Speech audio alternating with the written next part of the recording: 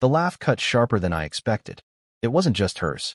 It was a chorus, high-pitched, indulgent, perfectly timed to land right after her punchline. "He works in IT consulting, you know," she said, waving her wine glass like it was part of the joke. Which basically means he spends all day Googling things and pretending to be important. The table erupted. 7 of them. Her friends. Her world.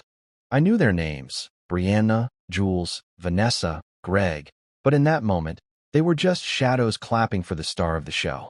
My wife. The woman I married in a courthouse wearing my oversized hoodie because we couldn't afford rings yet. The woman who once told me she'd follow me anywhere because you're the only real thing in my life. Now here she was, tearing me down in front of people who didn't know a damn thing about what I gave up for her. I smiled. Nodded even. Took a sip of my water because I knew my hands would shake if I picked up my wine. But inside, something buckled. I'd paid for the dinner. I'd made the reservation a month in advance. I'd even worn the suit she picked out for me. The one she said made me look like someone who finally got promoted. They didn't know that the day before, I had spent 10 straight hours helping a startup recover from a ransomware attack that would have bankrupted them. Or that 2 nights ago, I had missed my dad's birthday because I was writing code for a nonprofit that helps veterans transition back into civilian work. All pro bono. All invisible. What they saw was a man in a button-up who smiled too politely and talked too little. What they didn't see was how I swallowed that moment like a pill. Bitter. Silent. Unspoken. Let me rewind a bit. Lena and I met in college.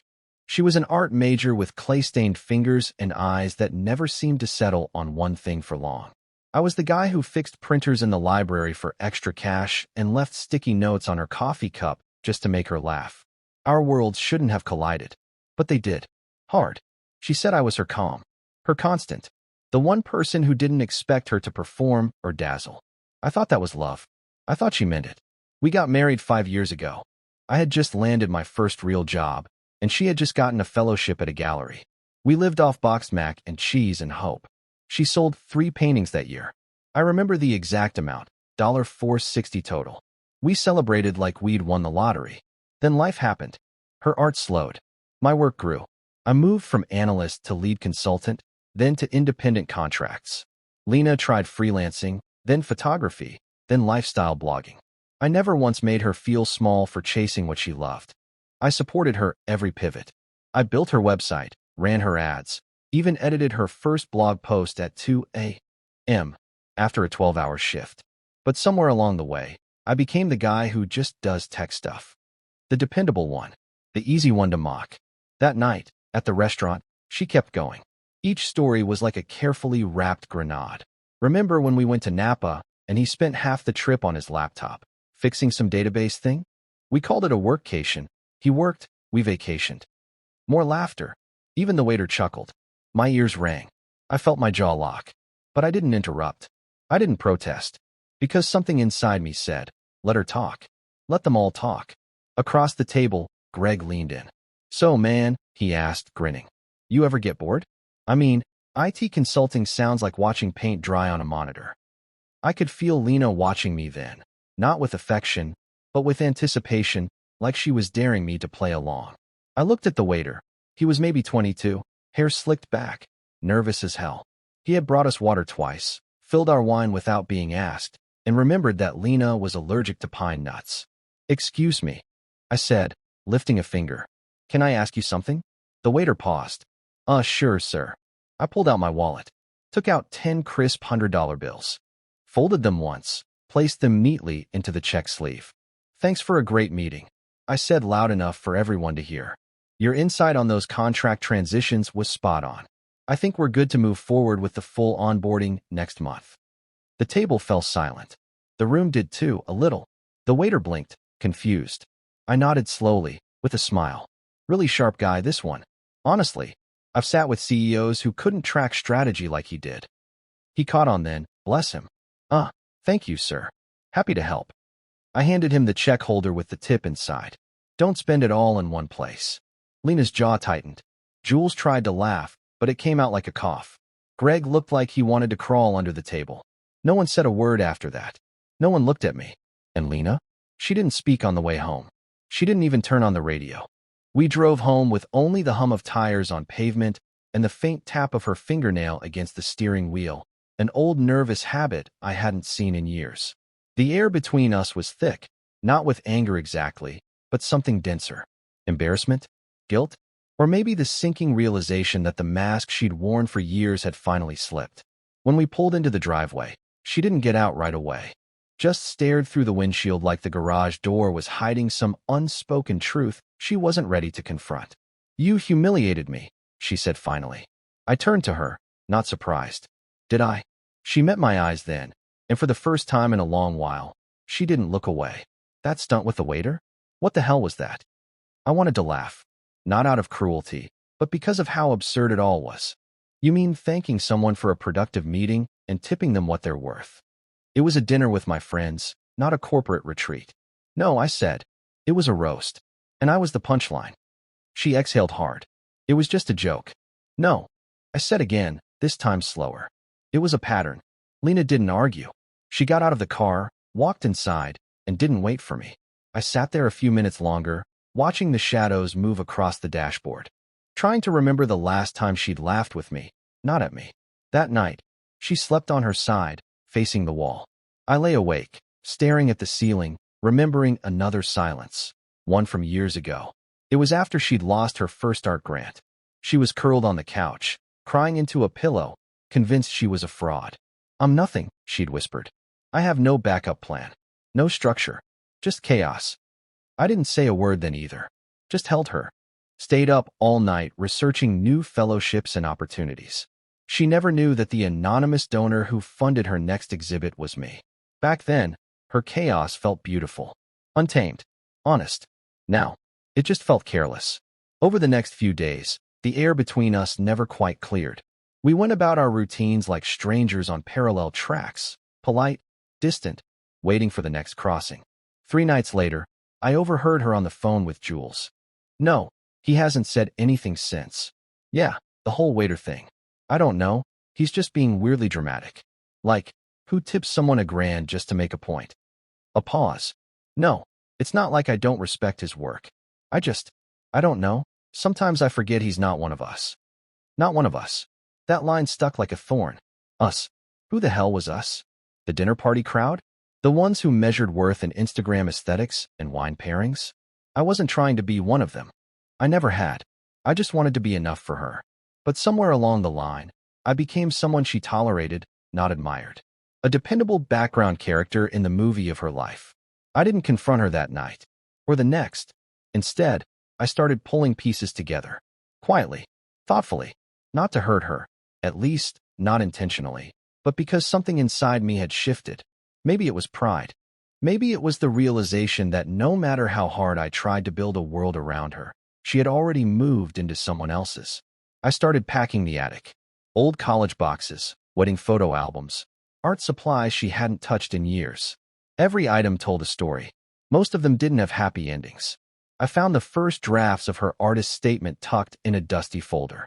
Scrawled in her handwriting were words I hadn't read in years. Art should be a mirror. Honest. Unforgiving. Real. I sat on the floor with that paper in my lap and felt like I was mourning someone who hadn't died, just disappeared. A week after the dinner, she asked if I wanted to go to another party. I looked up from my laptop. "Another chance for you to roast me?" She flinched. "That's not fair.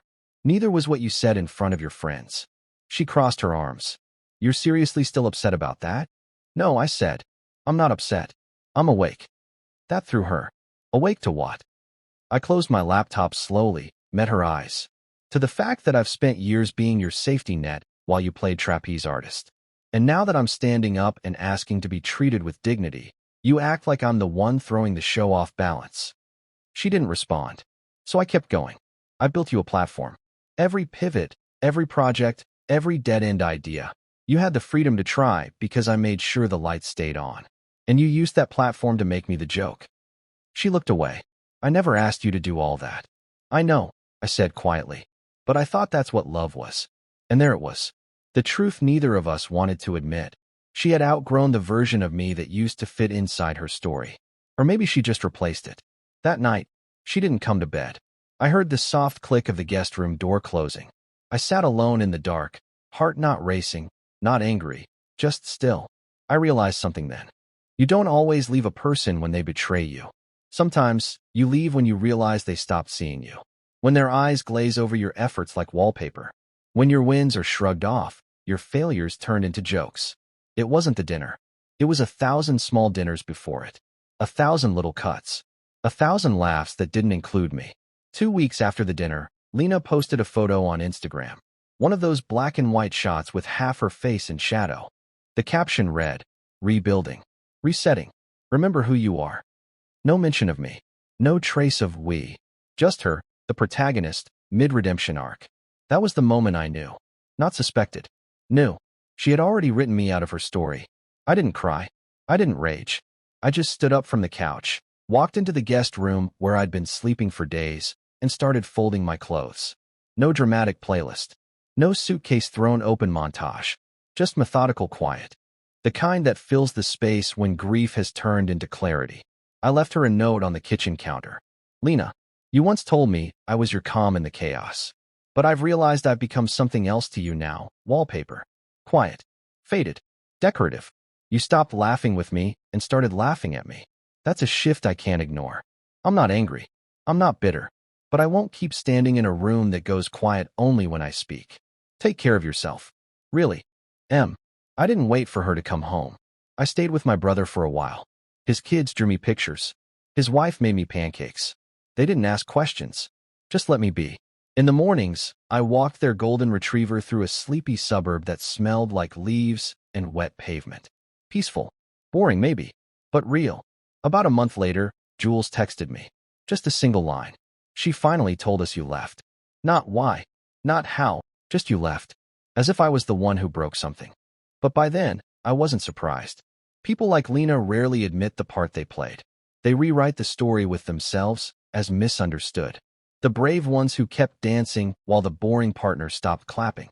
I never posted a thing online. No subtweets. No veiled jabs. But people noticed. My LinkedIn lit up with messages. A couple of Jules' friends reached out, oddly kind, apologetic. One of them, Greg, sent a DM that simply read, "Didn't realize how deep that cut ran. Should have stood up. Sorry, man." I never responded. Not out of spite. Just what was there to say? Some truths don't need echoes. 3 months after I left, I landed a new client. High profile, high pressure. A luxury design firm struggling with a security breach and internal chaos.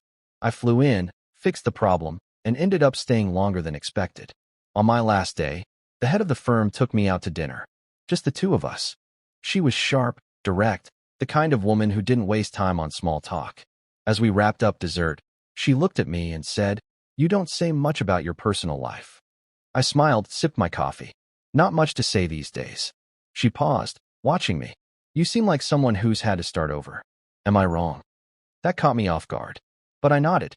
"You're not wrong." She leaned back in her chair. "I hope you know that kind of resilience is rare. And it shows." We didn't speak again after that night, but her words lingered. It was the first time in a long time someone looked at me and didn't see a prop in someone else's performance. Lena reached out once, months later. A voicemail. "Hey, I just wanted to say I saw your name on that Forbes article. The cybersecurity turnaround thing. You looked happy. Different. Stronger, maybe?